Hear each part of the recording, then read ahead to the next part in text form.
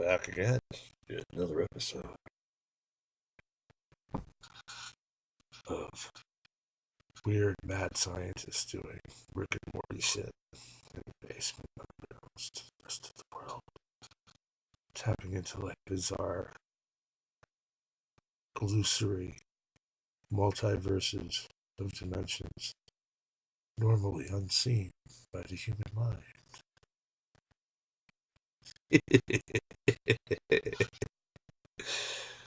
Anyways, I'm your host, Pink Jimi, who is starting to lose it because I've been in the freaking dungeon too long, going through like pedals and dicking around with things. I'm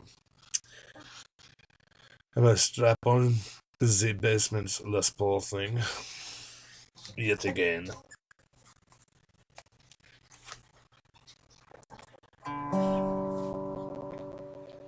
Turn all the knobs to 11. I was on errands for him like usual, and saw my friend Tom. I had never noticed before in his signature he had a link to his website, electricdruid.com, which has some very, very cool things at it. Switch on the Les Pauls, get ready to fall off. I just realized I'm sitting here talking to you like not paying attention to unscrewing it, right? Takes brains, I tell you. That's something I just don't seem to have sometimes. So while I babble, I'm going to tighten this thing up so it don't fall apart on me. Again. At least for a while. Anyways, so I went to my friend Tom's website, electricdruid.com. I have a beautiful MXR flanger that I built, and I fucked something up in it, and I've never been able to get the goddamn thing to run. I got to flange once, one sweep. That was it. And it's hanging in a bag on my wall of shame in front of me, along with the other huge box of shit that I, know that I'm not going to even be alive long enough to get to it all. There's all kinds of crazy shit in process. Let me see. Oh, here's one. Here's a good example. If I can get at it without, like, lighting the house on fire or something. Or a guitar cord. Yeah, that's a good idea. Yeah. Trap that against the plugged-in soldering iron. That's always a smart thing to do, Jimmy. Oh, yeah, here it is. This one's going to be cool when the time comes. This is a segue to something completely different. This is an old EMM analog harmonizer. You can get this, I can't think of the name of the website right now. But if you look it up, you will find that they are out of England. It's a really cool little kit that's in process. I'm waiting on a couple of parts.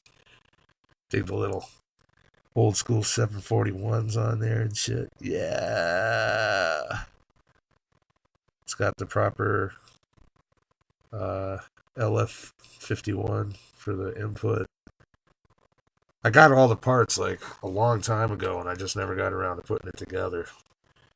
And then when I finally did, I discovered I didn't have some of the shit I needed. So, in the bag, it awaits parts from Jamico this time.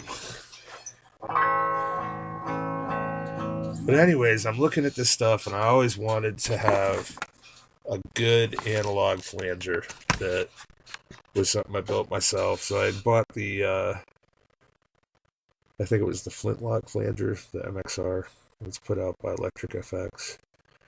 And somehow, like I said, I fucked it up. And it's got a black PCB, and I just can't follow it because my eyes are funky. So I was like, cool. Tom had one called the Flangelicious. And I listened to a couple of demos. The first thing I hear when I go and click on it is... And I'm like, if I hear that, that's usually a good sign that I'm going to like this thing. And so I listened to the demos, and I was like, cool, sold. And it was like the price was right, the shipping was right. The guy's a great guy, and he's, putting this stuff out to the world. So shout out to Tom. And so I pulled the trigger and waited for it to come in and built it up. And what it is it's cool. It's a analog bucket brigade flanger. But instead of having all kinds of bullshit circuitry that you got to build by hand, he did most of that with just like a chip that handles all that functions for that digitally. How's it sound? Freaking amazing. It is like Hendrix would have liked this because you can do things like in some settings you start hearing like mystical waterfalls in the distance, or maybe an occasional bird tweeting sweetly way up high. It's just bizarre. I guess it's actually digital artifacts because of the way that it works, the combination, the clash of digital and analog. But that can be a really cool freaking thing sometimes. So I'm going to turn it on so you can hear what it sounds like and twiddle the knobs a little bit. I'm going to probably have it facing me just to make my life a little easier. But I also added an expression pedal for the speed. So I can go and use it as a vibe or as a chorus or like a univibe kind of thing, but a flanger. Normally people would use, I guess, either the manual or the depth control. But for me, I just like the speed thing because Hey, Beavis, it says speed. Not really. But anyways, I hooked up an expression pedal input, and I'll plug that in too so you can see what that does. But first I want to twiddle the knobs a little bit. So I'm going to turn it over to the pedal and put this down. And for a change, I actually put graphics on it and shit. See? It's got my logo. Don't rip me off. Hey, it worked for Charlie Stringer. Yeah, I'm not going to twist it around because it's going to fuck up. I know, because I forgot about that bad power cord. But anyways, it was like I actually did graphics on it. It's upside down, but you can probably read where it says Flangelicious and shit. And I did it really cheesy. I used my laser printer, which only does black and white because I'm a cheap bastard. And I worked up a font I liked, and then I just made myself a little graphic with like a black background with white letters. Printed it, cut them out, stuck them on with a glue stick. And it actually looked okay for about the first, 30 seconds. I'm going to turn it off. Turn it on. Slightly stronger signal. That's fine with me. Very full-bodied. Well buffered. Now right now I've got the speeds off like as slow as it goes. The speed control is actually backwards on this, which I think is my error. It won't do anything until I turn the effect up. And there's a trigger control on it.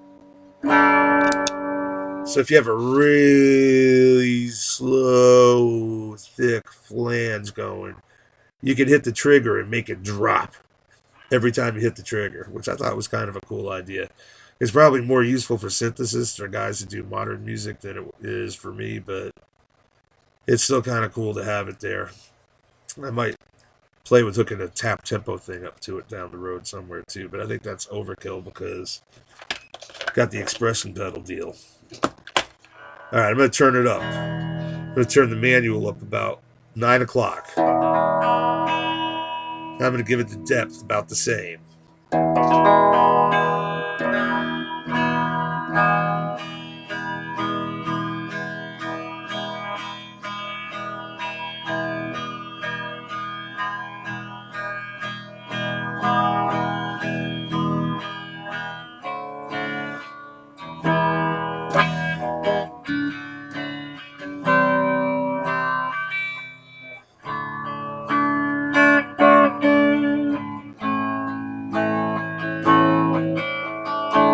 Give it a little feedback. Go up to about 9 o'clock on that too.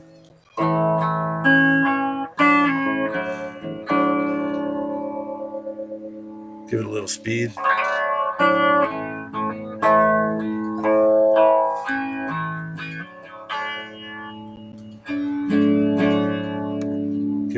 depth.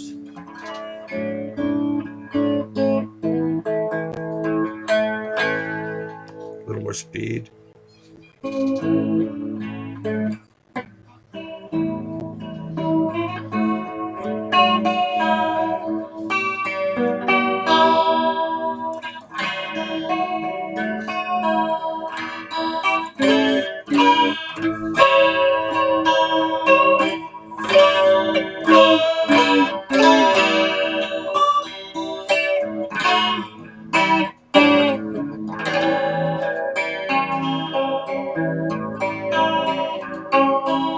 Let's make it go a little higher.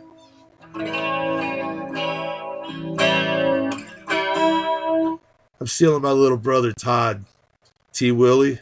I'm stealing one of his licks because it just sounds killer with this kind of flanger. This is actually a song. I forget the name of it, but it was something Todd wrote a long time ago.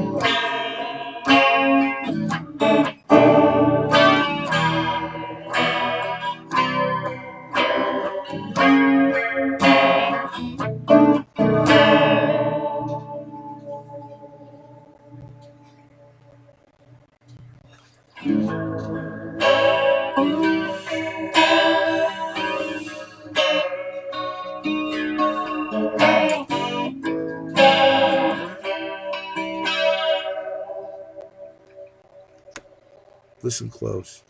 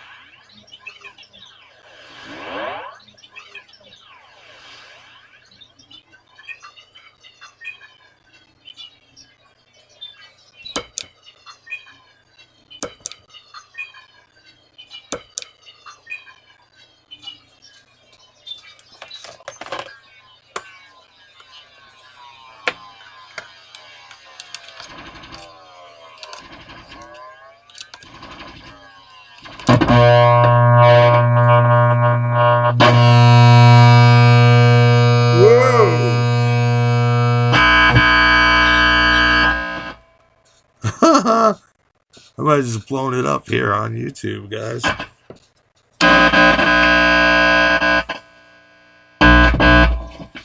Nope. I just didn't have it plugged in all the way. And I got the amp way up so you can hear the background noise.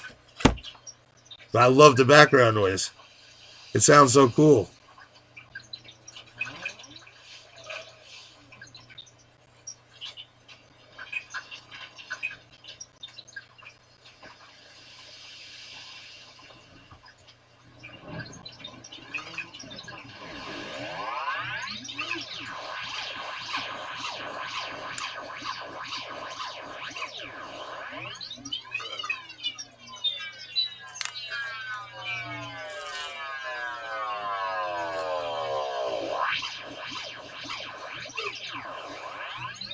As you can guess, turn it way the hell down again.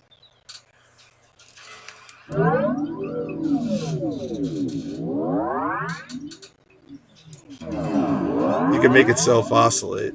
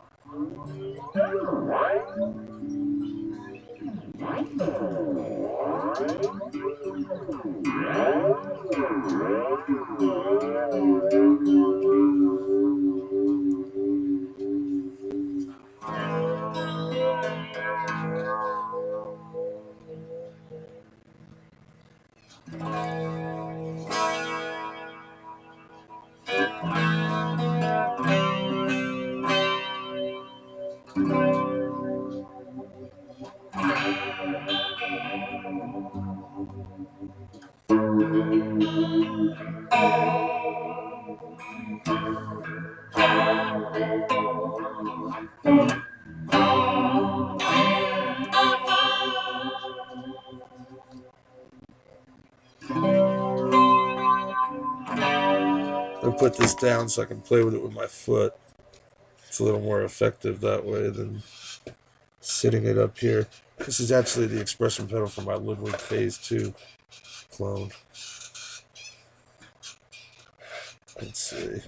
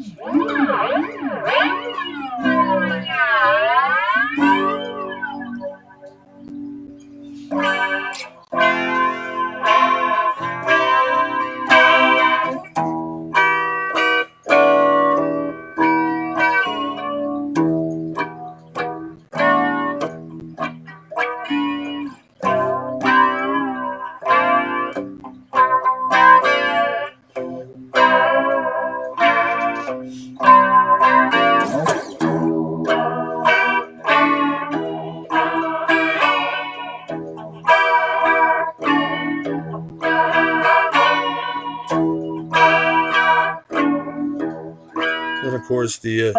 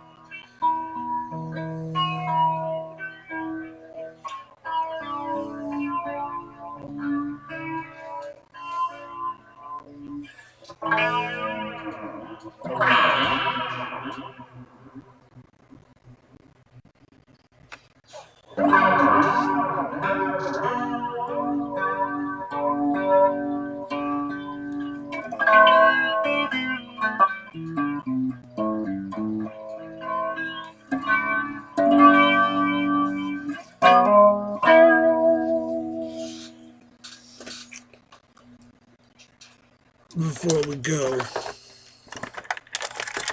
Got to give it a little dirt in front of it first. And added harmonic content.